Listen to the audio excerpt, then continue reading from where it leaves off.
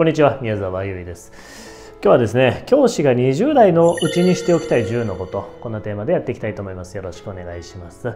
20代っていうのはすごく大事な時期です。もちろん教師としてもそうですけれども、社会人の基本を作る、基盤を作る、すごく大事な時期なんですね。この20代後悔してほしくないわけです。充実した20代を過ごしてほしいわけですね。ということで、元20代が語る、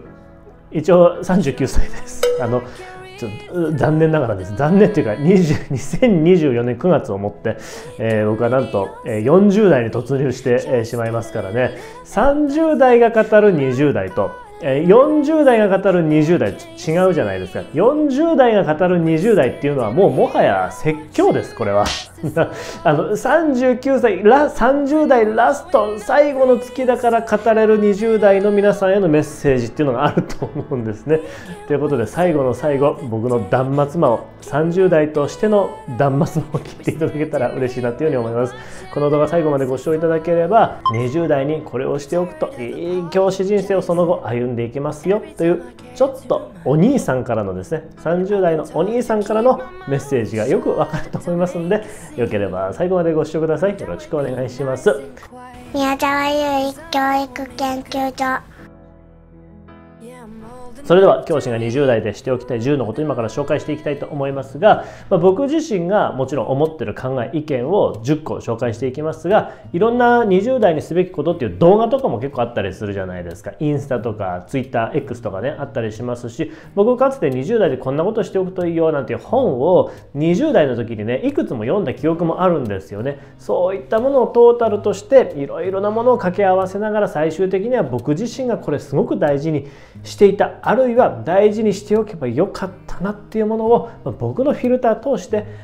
になりますけれども紹介していきたいと思います。なのでなんか賛否あると思いますけれどもね、あくまで個人的な見解だと思って割り切って参考程度に見ていただけたら幸いです。ごめんなさい、前振り長くなりました。それでは行きましょう。まず1つ目ですけれども、感動する授業を見るっていうことですね。これ一番大事だと思いますね。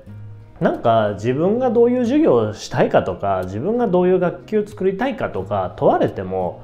わからないんですよ、正直。だって見たこともないし経験したこともないから比較対象がないんですね、自分の中に。ということは、自分が自分より優れた、自分より素晴らしい教育実践をしている先生の授業学級を見ちゃうのが一番手っ取り早いんですね。でその授業で心が震えるような、素晴らしい授業だ、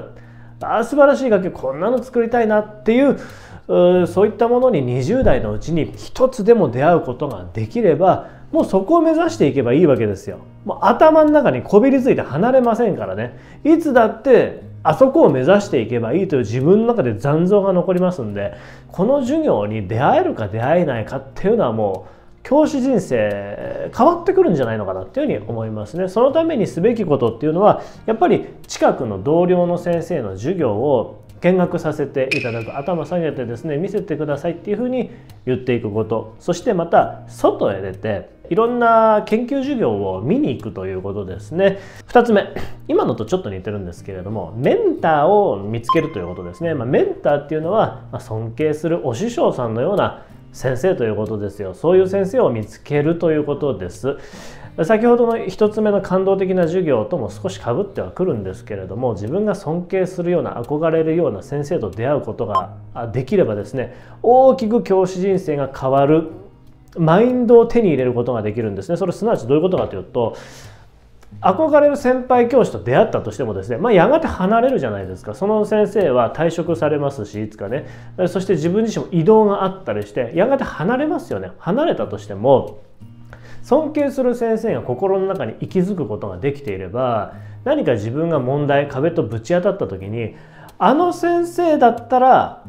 どうするかな、あの先生だったらこうはしないだろう、あの先生だったらこうはするだろうというような、あの先生が自分の中に取り込まれることになるんですね。その存在が自分の中にある人とない人ではやっぱり大きく教師人生異なってくると思うんですね。なのでメンターをいち早く見つけていきましょう。そのためにはいろんな先輩教師とちょっと緊張するかもしれませんが、どんどん話しかけて、でどんどん質問して、これに関して僕はこう思うんですが先輩どう思いますかっていうように、先輩のお話を、考え方をねどんどん聞いたらいいと思います。すると目から鱗の情報をくれる先生がいると思いますから、必然的にその先生に吸い寄せられていくと思うんですね。ちなみに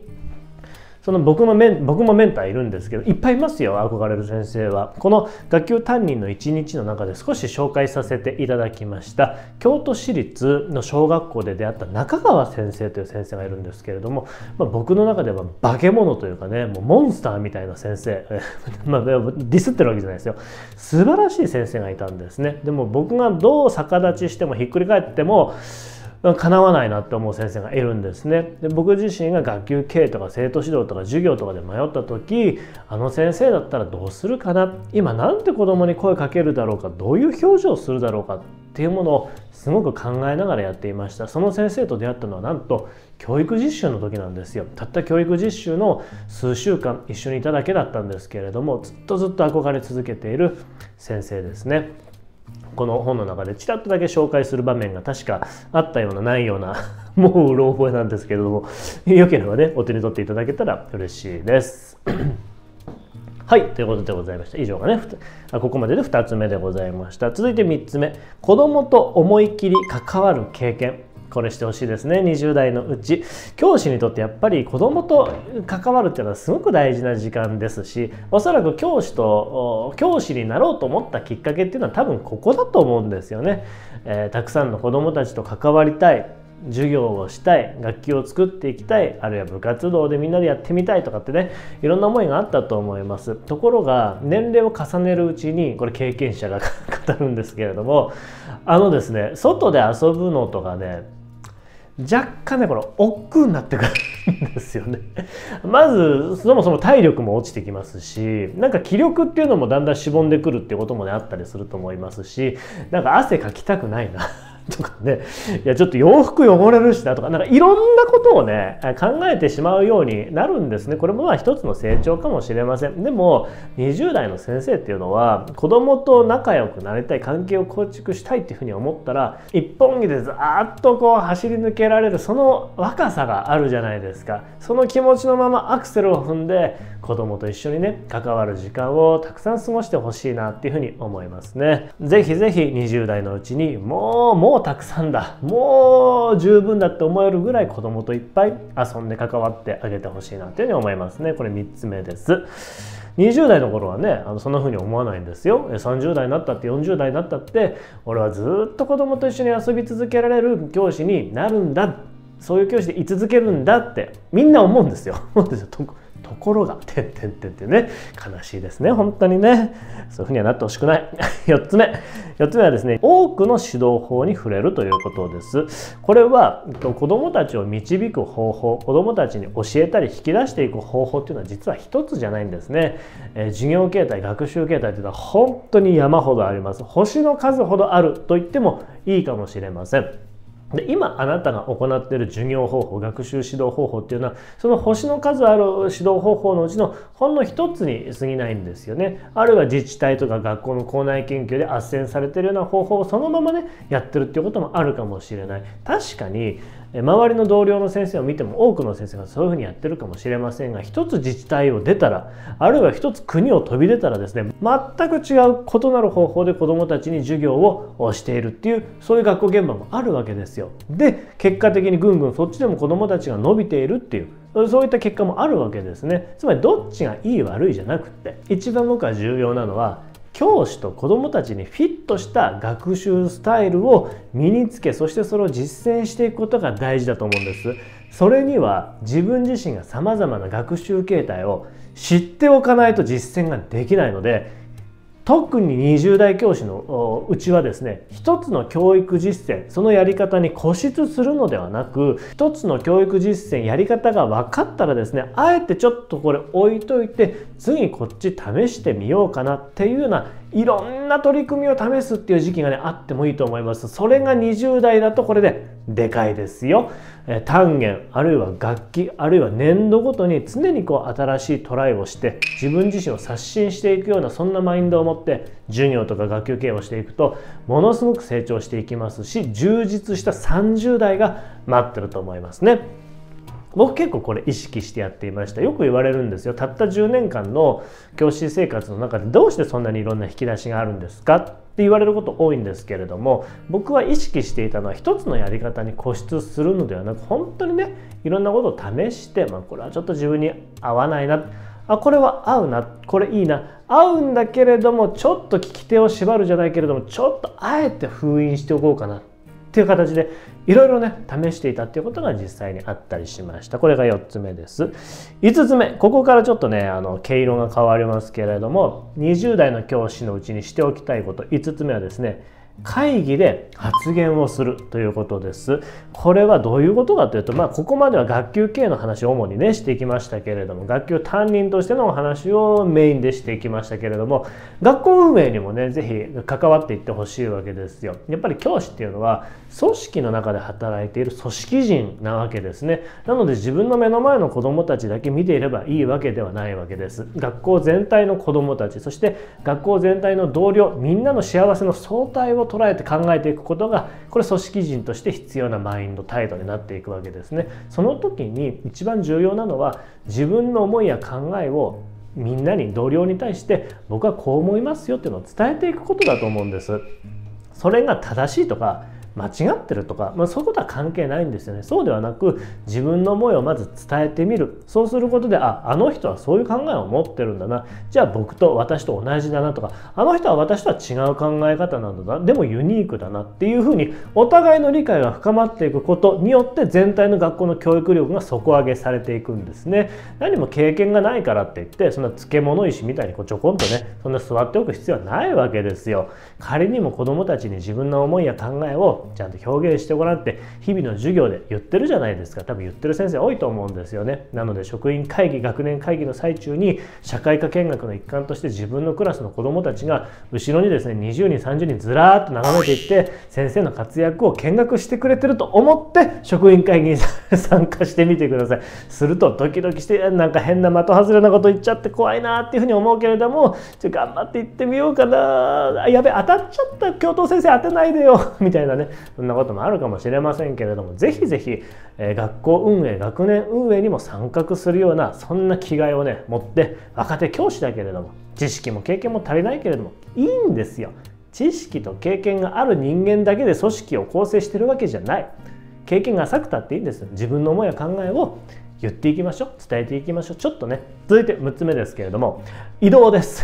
移動ね、移動なんて誰だってするだろう、好む好まざる関係なく移動なんか誰だってするじゃないかっていうふうに思われがちなんですけれども、案外そうでもなくてですね、初任1校目でもう4年5年6年、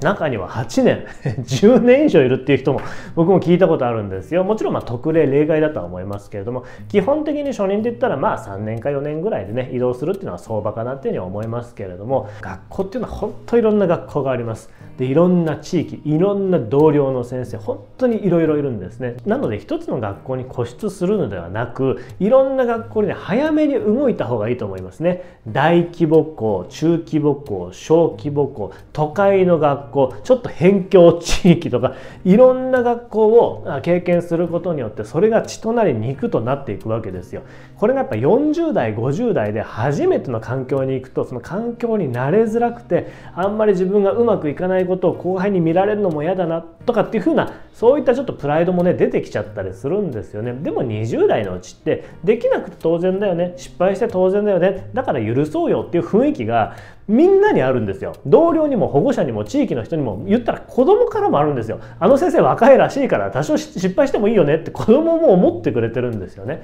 そういう20代のうちにいろんな学校を経験しておくっていうのはすごく大事だと思います。特に今居心地がいい先生、幸いにもですねめちゃくちゃ幸せなことだと思いますが、居心地の良さを感じてる先生ほど僕は移動するっていう選択肢もあえてね選んでもいいんじゃないのかなっていうふうに思います。移動は本当にストレスです。でも適度なストレスっていうのは成長痛なんですよね。続いて7個目はですね、一人で考える時間を確保していきましょう。やっぱり20代だとですね、友達の多くも大学時代の友達とか、同僚もそうですけれども、結構独身がまだ多いじゃないですか。自分自身も独身の場合が多いので、結構友達とまだねつるんで一緒に遊んだりとか飲みに行ったりとか出かけたりとかいっぱいすると思うんです。でそれバッチリいいと思います。いいと思いますけれども、時にですね一人ぼっちになって孤独になって、孤独っていうのは寂しいことじゃないと思うんですね。僕はね、寂しいのは孤立の方ですよね。孤立っていうのは寂しいですね。悲しくなっちゃいますね。でも孤独っていうのはね、そうじゃない。あえて自分一人ぼっちになって自分の思いや考えを整理したり、ふっと一息ついたり、これからのことを自分で考えたりしてみる、そんな時間を取ってほしいんですね。僕はお気に入りのカフェがあったので、定期的にそういう場所に一人で行ってですね、教材研究をいっぱいするっていうこともありましたし、ちょっと先の2年3年後のことも考えてみようかななんていう時間もあったりしました。そうこうしてると日々一生懸命いろんなことを考えたり、いろんな同僚の先生とか友達からいろんなね連絡とか声があったりして、頭の中結構ぐちゃぐちゃしてるんですけれども、一人で静かな時間を過ごすことによって脳が空っぽになっていくので、自然と整理整頓されていくんですよね。この時間僕すごく大事だと思います。脳みそを空っぽにしてあげる、整理整頓してあげることで新しいアイデアが出やすくなってくると思うんですよね。こういう一人になる時間っていうのをぜひ20代の先生大事にしてほしいなっていうふうに思います。あと3つですね。ここからちょっとさらに毛色が変わってきますけれどもね、20代教師がしておくといい8つ目はですね、ビジネスマナーを勉強しておくということです。ビジネスマナーです。これビジネスマナーってどういうこと？教師にビジネスマナーって必要ですかっていうふうに思われるかもしれませんが、これめちゃくちゃ重要なんですね。教師も教師である前に公務員です。公務員も公務員である前に一人の社会人です。そして保護者の多くは実は公務員ではないんですよね。民間企業で勤めていたり、あるいは個人事業主であったりするわけですよ。その時に彼らが非常に重要としているのは、取引先、取引相手との関係をいかに崩さないのか、エチケット、マナーを持っている自分だと思っていただくかどうか、それを非常に重要視している人たちが実は多いんですね。その相手に対して実は保護者対応をさせていただいているわけです。っていうことは、ビジネスマナーがないと、あの人ちょっと一般常識ないよねっていうふうに保護者から思われていることが非常に多いんですね。ところが保護者は子供を教室に送り届けてますから、ちょっと悪い言葉使うと、保護者流の言葉を使うと、子供を教室に人質に取られてるっていう表現する人が中にはいるんですけれども、その保護者からしたらですね、あなた一般常識ないですねとか、そういうことなかなかね、教師にやっぱ言いづらいみたいなんですよね。でも心の中では思ってる。あの教師大丈夫かな、不安だな、教師だしそうだよね、世間知らずだもんで、こんな風に思われたら尺じゃないですかっていうことで、ビジネスマナーをきちんと学んでおきましょう。ビジネスマナーに関してはたくさんいろんな本が出ているので、これどれ読んでもね大体同じこと書いてありますから、なんか Amazon かなんかで一冊ポチッと買ってみたらどうでしょうか。いろんな本ありますからね。でこれを職員室に置いとくんですよ。家の棚に入れとくんじゃなくって、ビジネスマナー使うの家じゃないんで、職員室なんで、職員室の机のなんか引き出しかどっかに入れといたらいいと思います。で家庭訪問しなきゃいけなくなった時に、家庭訪問、取引先に行く時のマナーって何だったかなって見ると、家に入る時にはコートって脱がなきゃいけないんだなとか、なんかいろんなマナー書いてあります。細かいところまでね。一冊ビジネスマナーに関する本を持っておくとすごく自信が持てると思いますね。これおすすめでございます。20代教師だからこそビジネスマナー一冊本読んでおくといいですよ。さあ9つ目です。9つ目はですね、資産形成でございます。なんかどんどん学級系とかから離れていってる気がしますけれども、大事なんですよ。これすごく大事。もう20代教師でもここでも再生ボタンをもう押して、四角ボタンを押して停止してる人が多い気がしますけれども、でも30代の先生、40代の先生、今ね首を大きく縦に振って大事大事、20代の力しときゃよかったっていうね思ってる人はたくさんいます。よければちょっとだけね聞いてやってください。20代教師だからこそこの資産形成、資産運用していってほしいんですね。明らかに20代から30代40代って扱う金額、お金の桁が変わってくるんですよ。20代って例えばどの洋服買おうかなとか、僕はそういうことで悩んでたんですね。このジャケットかっこいいなって値段見て3万とかって、3万これがみたいな、3万は買えねえよ、洋服に3万は出せねえよっていうふうにそういうところで悩んでた20代でした。ところがこれライフステージが上がってくると桁が変わってくるんですね。例えばですよ、結婚をしようかしらっていうふうに思った時にですね、結婚指輪なんか買うことあるじゃないですか。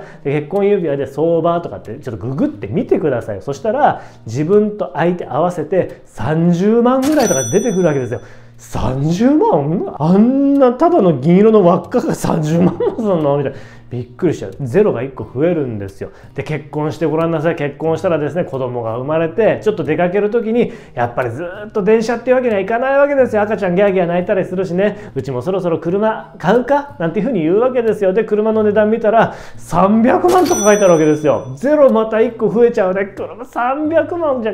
車のカーローン組んで買うかっていうようなことになるんですね。で子供がすくすく大きくなってきたら2人目ができちゃったりしてね、で2人目が生まれてくるわけですよ。今までは家族自分とパートナーとちっちゃい赤ちゃんとね3人で 1LDK 手狭でねこうぎゅうぎゅう住んでたかもしれないけれども、明らかに子供2人になったら手狭になっていきますよっていうことで、どうする？引っ越すっていうか家建てるみたいな話になってくるわけですよ。で住宅展示場なんか行って金額聞くとびっくりするわけですよ。家3000万すんのみたいな、またゼロ増えてくるわけです。明らかにこれから扱う金額の桁が変わってくるんですね。その時に一文無しという自分なのか、あるいは多少なりともね貯蓄はあるよっていう状況なのかで選べるこの選択肢の数が全然変わってくるんですね。なので資産形成をし始めましょう。ズバリ20代のうちにしておくといい資産形成を僕は明確にお伝えします。コツはですね3つあります。まず1つ目はですね、先に引け先に引けっていうことです。給与入りますよね。で使って余ったやつを貯金するんじゃないですよ。そうじゃなくて給与入りますよね。まず貯金しろ。で余ったやつで遊べ。2つ目はいくらじゃあ引いたらいいの？引く金額はですね、これもちろんピンキリです。もちろんピンキリなんだけれども、僕は3万頑張ってほしい。3万かきついぜ。手取り25万ですけど、25万のうちの3万も持ってかれたらもう何にも残らないよ。わかりますけれども3万いきましょう。そしてコツの3つ目はですね、それを3年間続けるということですね。3年間続けることによっておよそ1年間で30万円ぐらい貯まりますから、3年間続けると100万円貯まるんですね。学生の時に自分自身で100万円を貯めたことがあるという経験はなかなか多くの若者にとってはないと思うんですね。ところが口座を見た時に100万円貯まってるというそのちょっと見たことのない桁が貯まってるその数字を見るとちょっと自信が湧いてくるんですね。貯められるじゃん、俺いけるじゃんで、なんかリッチな気分になってきた。でちょっと心のゆとりができる。そして貯蓄がちょっとね楽しくなってくるんですよね。不思議なんですよ。100万超えると貯蓄の喜びがね感じられるようになってくるんですね。その後ですよ。その後その貯まった金額を銀行に預けておくのか、一方 NISA として運用していくのか、あるいは財形貯蓄みたいなものを活用していくのか、他にもいっぱいあります。iDeCo とか不動産投資とか貯蓄型保険とかいろんなものがあります。でいろんな人がいろんなこと言ってます。あれはやめとけだとかこれはいいよとかいろんなこと言ってますが、僕はねあえて何も勉強しなくていいです。その最初の小さな種銭というものはどこに振り分けてもあんまり大差ないんですね。それよりはまずはやらないよりはちゃんとお金を貯めておきましょう。もう普通に銀行口座でも何でもいいです。やらないよりはやった方がいい。これで20代30代の教師人生、いや人生が変わっていきます。ちょっとうさんくさいですか？でもおじさんからのね、よければアドバイスとして聞いておいていただけると嬉しいなっていうふうに思います。さあ最後10個目です。これで終わりです。だいぶちょっとずいぶん長いこと話しちゃってますけれどもねなんか楽しいですね。学級経営に関する話をしてるよりなんか生き生き話してる気がしますけれどもね、大事ですね。こうやってね自分のお仕事を楽しんでってのはすごく大事なことです。最後ごめんなさい、10個目です。10個目はワークライフアンバランスでございます。ワークライフバランスという言葉はありますけれどもね、あえて僕は叫びたいワークライフアンバランスで 20代のうちはね頑張っていただきたいなっていうふうに思いますね。仕事でうまくいかないことがあるとこれお家帰っても笑えなくなっちゃう、家庭の中での会話がなくなっていっちゃうっていうことが実はあったりするんですよ。もうその最たるものは僕は学級崩壊だと思いますけども、今日はその話を置いといてっていうことはですね、家庭生活、ワークもライフもバランスよくしたいんだったら、両方が充実して機能している状況を作んなきゃいけないわけですよ。そのためにまず20代教師、仕事に狂うとまでは言わないけれども、自分の持ってる時間とか労力を割いちゃってもいいんじゃないのかなっていうふうに思いますね。結果仕事がうまくいくことによって自分自身のプライベートも相乗効果でうまくいくっていうことがあったりすると思います。もちろん時代はね、このブラックな教育現場なんとかしていきましょう、働き方改革って言ってるのはすごくわかります。全く反対するつもりはありません。が、でもどこかですね、ちょっと今日はもうちょっとだけ残って仕事していきたいんだけどなっていうのは週に1回ぐらいたまにありませんか？でもなんか残ることが悪いことなんだ、仕事することが悪いことなんだって負い目を感じてですね、残業しちゃうようなメンタルってあるじゃないですか。そうじゃないと思うんですよね。働き方改革っていうのは、働きたい人は別に存分に働いてもらってもいいけれども、働きたくない人だっているんだから、それはそれぞれの考え方に応じて働きやすいように、みんなが自由に働けるようにしていこうっていうのが、僕は本来の働き方改革だと思うんですよね。もっと今は自分自身を鍛えたいんだ、磨きたいんだっていう思いがあるんだったら、あえてブレーキを踏まずにですね、アクセルをぐんと踏む、そういう時期に20代してもいいんじゃないのかな。ちょっと時代と逆行していることを言ってるかもしれませんけれども、これが僕の嘘偽りない本音でございます。なかなかね、職員室でこういうこと言えないですよ。みんなもっと働きたいなら働こうぜって今そんなこと言えないでしょ。思ってる人もいると思うんだけれども、なかなかね、言いづらいところあるかもしれません。ただこれはね、一番最初冒頭申し上げたように、僕自身の本当に個人的な見解なので、人それぞれね、考え方とか生き方あっていいと思いますけれども、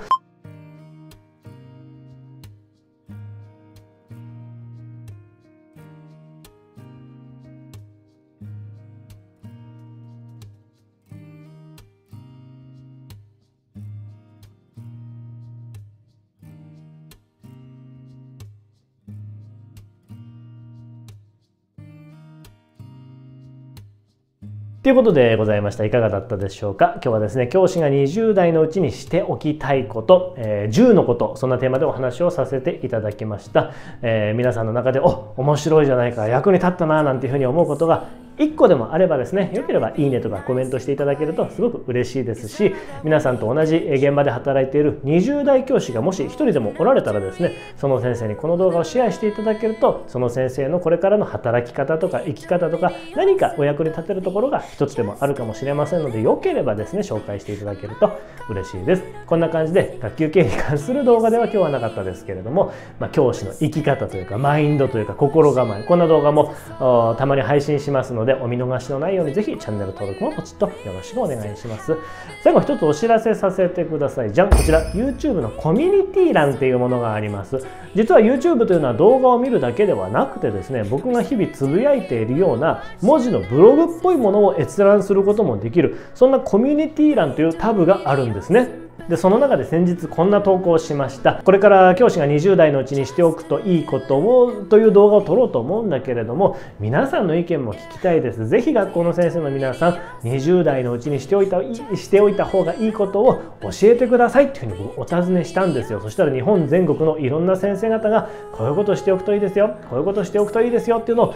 いっぱい書いてくれてますんで、ぜひぜひこの YouTube のコミュニティ欄っていうものもちょこっと見ていただけると嬉しいです。それでは今日は長い動画になってしまいましたけれども、最後までご視聴いただいてとても嬉しいです。ありがとうございます。また明日から学級経営に関する動画1日1本配信していきたいと思いますので、ぜひぜひご視聴ください。また明日次の動画でお会いしましょう。さよなら、バイバイ。